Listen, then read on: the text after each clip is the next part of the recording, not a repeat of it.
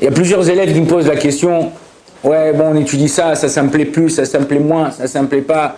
Je voudrais devenir Rav, je voudrais devenir Dayan, je voudrais devenir surfeur. Non, il faut aller à la plage pour ça, tu vois, avec une planche. Mais ça, chacun avec ce qu'il veut devenir. Mais non. Il faut savoir que tout est important et il ne faut pas laisser passer quoi que ce soit. Si vous êtes ici à la yeshiva, peu importe le nombre de temps que vous y serez, c'est important d'avoir les bases. Okay, c'est comme si je te dis, voilà, je vais vous donner un exemple plus concret pour que vous puissiez comprendre. Je fais de l'informatique, je veux faire de l'informatique. Si tu n'as pas les bases de savoir comment utiliser un ordinateur, c'est-à-dire les boutons, il y a des boutons de raccourci, des boutons, tout ça, même programmer, tu ne sauras pas. Pour savoir programmer, il faut savoir les combines que quand je fais Shift, Windows S, ça me sort un truc dans le truc. Quand je fais CTRL X, ça m'efface tout, ou ça me commande tout. Quand je CTRL A, il y a des petits trucs. Et au fur et à mesure que tu sais tous ces petits trucs-là, tu arrives à utiliser ton ordinateur d'une façon plus performante. On est d'accord? C'est exactement, la même chose avec la Torah. La source de toute la Torah, on a Torah écrite, Torah orale. Torah écrite, c'est le Chumash de Bereshit jusqu'à, pas de Varim, jusqu'à la fin du Tanar. Ok? Jusqu'à la fin du Tanar. Parce que souvent, la Gemara, quand vous étudiez la Gemara, il vous sort des psukim. Ok? Truc. Et tu dis, mais mince, c'est quoi ce pasuk là, mon frère? J'ai jamais vu ça de ma vie. Alors, qu'est-ce qu'il faut faire? Si tu es fif, tu as un petit Tanar à côté de toi, tu ouvres tic-tac au moins. Et tu verras qu'au fur et à mesure, nous, malheureusement, quand on était en France, tout ça, ils ne font pas. On a appris, oui, la paracha de la Shavoah, on rentrait, on racontait à nos parents la paracha, on était contents et tout. Un peu de Tanar dans certaines écoles, mais sinon, il n'y a pas. Toi, tu arrives à l'Yeshiva, tu dis, mais attends, mais je ne connaissais pas ça, c'est nouveau. Ouvre le Tanar, ou tu as un programme d'une petite, on va dire, je n'exagère pas, 5-10 minutes max par jour. 5-10 minutes max par jour, après ta fila, après ton petit déjeuner, avant de commencer ton seder de Tanar, et tu lis le Tanar pour connaître les histoires du Tanar, ok? Ça va t'enrichir dans déjà ton patrimoine de l'histoire du Ham Israël. Ça, c'est un. Deuxième chose, on n'a pas le temps. Vous êtes là, il y en a qui sont là 6 mois, il y en a qui sont là 3 mois, il y en a qui sont là 1 an, il y en a qui sont là 2 jours. Ok, ça dépend le temps que tu es là. Mais non, tu es là, tu sauves ton temps. Ça veut dire quoi, tu sauves ton temps? Je vais étudier la Gemara. La Gemara, c'est la source de toute la halachot. Si tu veux être un bon rave, c'est quoi la différence entre guillemets, un bon rave et un, on va pas dire mauvais rave, mais un moins bon rave, ok? C'est comment il a appris la Gemara. Nous, en tant que Sfaradim, la majorité, il y a Ashkenaz. Pourquoi tu dis Ashkenaz? Ouais, d'accord, ça veut dire il y a la majorité entre Sfarad et Ashkenaz. C'est que nous, les Ashkenaz, ils font beaucoup de pile-poule. Ouais, vous savez c'est quoi pile-poule? Le Rav Mazouz, il nous a dit une fois, d'un pile, ils font une poule, et d'une poule, ils font un pile. Ouais, d'accord, ça veut dire... non, en vérité, c'est quoi? C'est-à-dire qu'ils vont dire, ah, pourquoi ils commencent à partir dans des sphères et tout. Mais attends 2 secondes, t'as pas lu le troisième mot. C'est comme si, vous savez, vous avez pris comme Baba Kama. Comment elle commence ta maseret Baba Kama? Arba, Avot, Arba Avot. Alors l'autre mec commence Arba Avot. Il me dit, mais non, c'est pas possible, il y a 3 Avot. Avraham Yitzhak Yaakov, comment il peut dire Arba? Mais attends, lis le prochain mot. Nézikin, tu vas voir qu'on parle pas de Avraham Yitzhak Yaakov, mon frère. Et là, il commence à faire des pilpoulim, des trucs. Calme-toi, mon frère. Respire, lis bien la Mishnah. En arabe, on dit Rasi, Kodem, Rashi. Ouais, ma tête avant Rashi. Comme ça, on étudie à la Gigi Nachon. Et avant de regarder Rashi, ce qu'il explique, lis la Mishnah, essaye de la comprendre. Déjà, si tu ne comprends pas les mots en français, à quoi ça sert que tu lis Rashi, mon frère? Ah non, il va m'expliquer. Mais non, mais même Rashi, c'est un français. Et il n'écrit pas en français, le Rashi. D'accord? Donc, lis d'abord la Mishnah. Quand tu lis la Mishnah, tac, tu essayes de comprendre pourquoi il a dit ça, pourquoi il n'a pas dit ça, pourquoi il a avancé ce mot à ce mot-là. Tu verras que tout seul, tu arriveras à Rashi à Tosfot. Déjà, en premier pas. Maintenant, tu peux arriver au Marcha, tu peux arriver au Racha, tu peux arriver au Roche, tu peux arriver à truc. Pourquoi? Parce que tous les Rishonim, il faut savoir que tous ces Rishonim, Roche, Rif, Marcha, Rashi, eux, quand ils avaient la Gemara, ils avaient juste le texte au milieu. Ils n'avaient rien autour. Donc ils se cassaient la tête à comprendre, et ils avaient leur maître. C'est la Torah orale, elle passait de maître en maître. Donc quand Rashi, pourquoi on est sommaire, on s'appuie sur Rashi plus que tout le monde? Parce que Rashi, là, c'est un des premiers Rishonim, et qui a reçu de ses maîtres, des maîtres, c'est la Torah qui est passée. Et c'est pour ça qu'aujourd'hui, on est parti, on a été en exil en France, aux États-Unis, à Zimbabwe, aux Caraïbes, ouais, et on a perdu tout ce qu'on a, comment on dit, cet héritage spirituel, oral, qui passait. Donc maintenant, quand tu étudies la Gemara, comme j'ai dit, c'est vrai que c'est une page noir et blanc, avec 3 textes. Tu dis, mais attends, même en France, j'ai jamais vu un texte écrit comme ça, là, avec tac, tac, tac, le truc, c'est écrit des petits mots partout, machin, et un petit coin là, un petit coin là. Tu dis, mais mon frère, rien qu'il lire une page, t'as mal à la tête, il faut Doliprane. Ouais, donc tu dis quoi? C'est sûr que c'est plus intéressant de prendre ton iPhone et dire, ouais, puis, tu lui poses des questions, ouais, tu dis, voilà. Hein. Et faut rendre intéressant la Gemara. Comment rendre intéressant la Gemara? Quand tu n'essaies pas, le but, c'est pas de terminer la page, ok? Le but, c'est de faire. Aujourd'hui, je fais 5 lignes. Mais je les comprends parfaitement. Donc, une fois que j'ai bien compris, je regarde Rashi. J'ai bien compris ça. Mais non, comme j'ai dit, dans la Gemara, en haut, à l'extérieur de la page, il y a ce qu'on appelle Ein Mishpat. Ok? C'est quoi ce Ein Mishpat? C'est toutes les sources du Shulchan Aruch, d'où il les a pris de la Gemara. Ou du Rambam. Le Shulchan Aruch, le Rambam, et c'est ça qu'il faut que vous compreniez, il y a des étapes.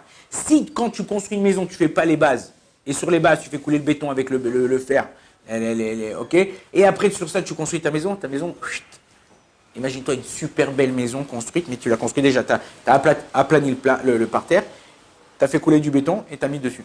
Ta maison, elle va bouger, elle va truc, il faut qu'il y ait des bases. C'est pour ça que quelqu'un, un ingénieur, quand il construit une maison, il y a des bases. La même chose. Quand j'étudie bien la Gemara, étant donné que toutes les halachot qu'on a, elles sortent d'ici, et on compare et tout ça, et selon un mot qui est écrit en plus, en moins, on peut comprendre ce qu'il y a écrit, et bien la halakha sort comme ça. Akisser Rachamim, le Rav Mazouz, Zerer Tzadik Kadosh Livracha, tellement qu'il était fin dans son esprit que chaque mot, il savait te dire pourquoi. Quand moi j'ai appris, malheureusement je n'ai pas appris longtemps avec Sarah Hamim, mais quand j'ai appris avec Sarah Hamim, à chaque fois le Rav Tzemach nous pose la question, Maouk Shalé Rashi, qu'est-ce qui a été dit, pourquoi Rashi l'a expliqué comme ça ou pas comme ça?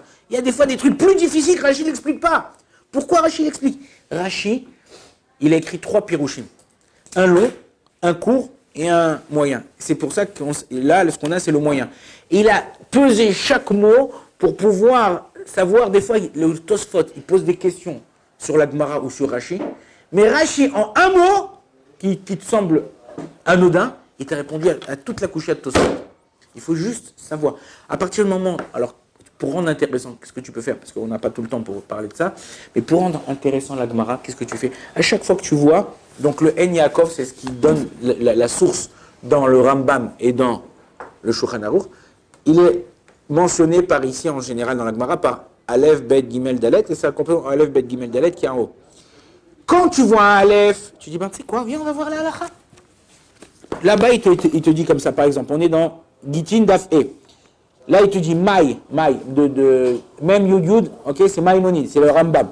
Perek Zayin, Milchot Girushin, dans le Perek 7 de la halakha de Girushin, halakha Yud Dalet. J'ouvre le Rambam, Perek Zayin, les lois de divorce, et la halakha, tac, je regarde. Après, il me dit, Tour Shulchan Aruch, Toucha, Tête, Vav, Shin, Ain, Tour Shulchan Aruch, c'est Yutret.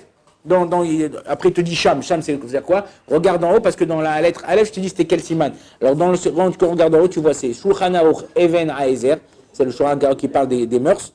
Siman Kouf Membet, c'est les Chod Gitin. Tu ouvres là-bas, Shulchan Aruch, Even, Aezer, c'est la 3e partie de Shulchan Aruch, après Choshen Mishpat.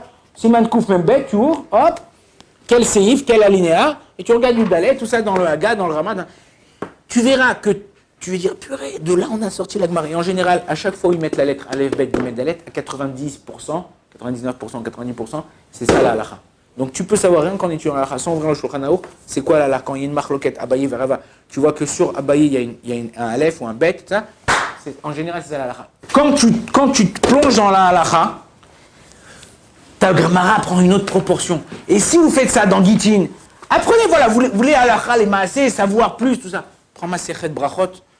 n'importe quel pérec. Tu sais que tu fais comme ça, tu fermes les yeux, tu fais comme ça. Hop, Maseret Brachot. Bah, je suis tombé dans le pérec de 9. C'est les rêves et tout ça. Tu lis la Maseret, il est un peu dur le pérec 9, mais c'est pas grave. Mais tu vois, non mais un peu dur parce qu'il y a beaucoup de mots en araméen et tout ça. Donc tu prends un Schottenstein à côté. À chaque fois que tu vois un lèvre, tu ouvres le Shulchan Aruch. Tu verras que si tu fais toute la Maseret Brachot, tu seras baki dans la tfila, baki dans les brachot, baki dans tout ce qui est de trucs, plein de trucs. Maseret Shabbat. Hop, ce pérec, ok, d'accord. À chaque fois que je vois un truc, hop, j'ouvre le Shulchan Aruch.